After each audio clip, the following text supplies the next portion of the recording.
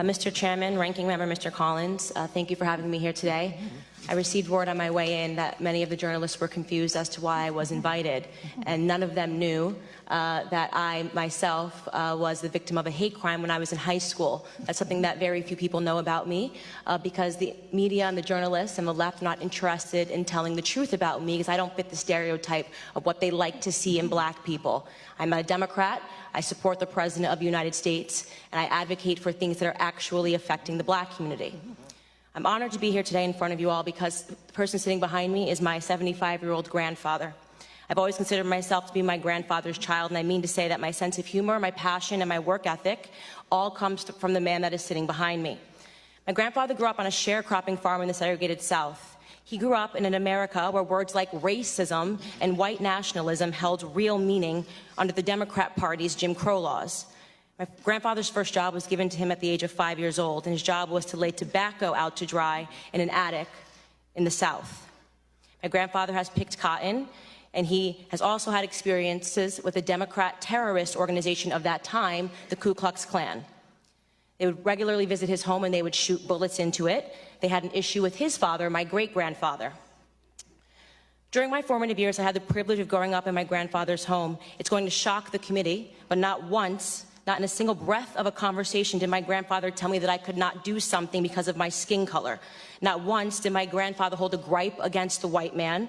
I was simply never taught to view myself as a victim because of my heritage. I learned about faith in God, family, and hard work. Those were the only lessons of my childhood.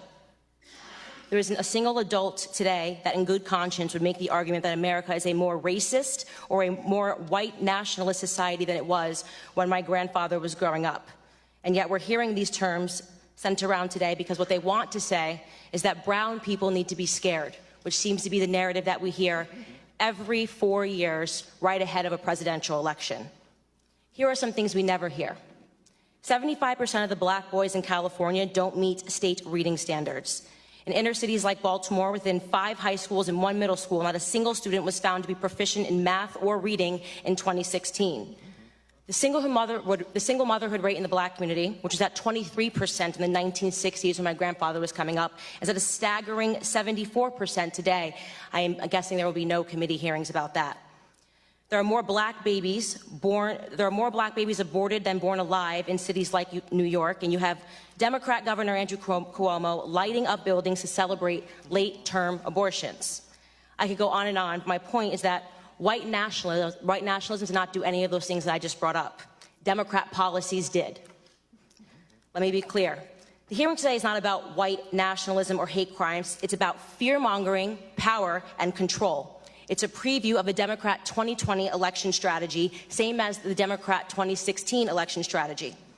They blame Facebook, they blame Google, they blame Twitter. Really, they blame the birth of social media, which has disrupted their monopoly on minds. They called this hearing because they believe that if it wasn't for social media, voices like mine would never exist, that my movement Blexit, which is inspiring black Americans to leave the Democrat Party, would have never come about. And they certainly believe that Donald Trump would not be in office today. Looking on the next thing to focus on now that the Russian collusion hoax has fallen apart.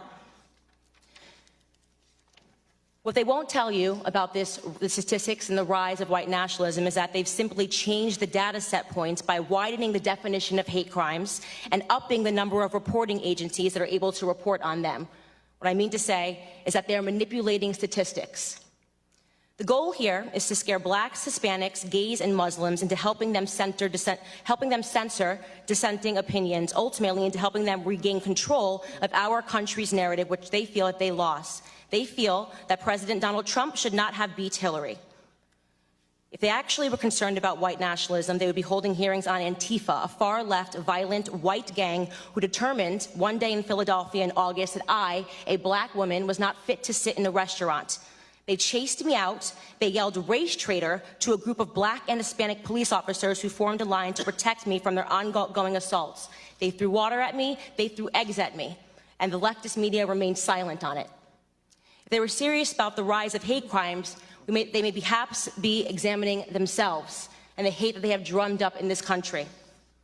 Bottom line, is that white supremacy, racism, white nationalism, words that once held real meaning, have now become nothing more than election strategies. Every 4 years, the black community is offered handouts and fear. Handouts and fear. Reparations and white nationalism. This is the Democrat preview.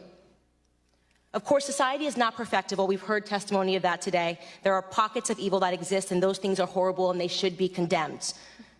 But I believe the legacy and the ancestry of black Americans is being insulted every single day.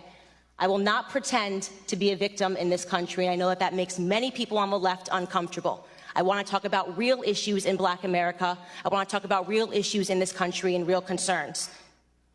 The biggest scandal, this is my last sentence, in American politics is that Democrats have been conning minorities into the belief that we are perpetual victims, all but ensuring our failure. Racial division and class warfare are central to the Democrat Party platform. They need blacks to hate whites, the rich to hate the poor, and soon enough it'll be the tall hating the short.